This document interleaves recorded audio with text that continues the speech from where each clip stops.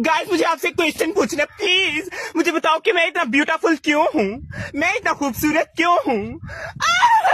भाई, ओ सॉरी बहन, यार क्या बोलूं मैं इसको। अरे कहना क्या चाहते हो? भाई तू ब्यूटीफुल इसलिए है क्योंकि तू ना एक लड़की है। एंड गाइस लुक, मैं यहाँ पे ना किसी जेंडर का मजाक बिल्कुल भी नहीं उड़ा रही हूँ, क्योंकि यार सारे जेंडर एक होते हैं, पर इनकी हरकतें देखो यार। तुम लड़का हो या फिर लड़की हो, तुम जो मर्जी हो, और तुम्हें वीडियो बनाने का इतना शौक है तो कुछ अच्छा कंटेंट बनाओ।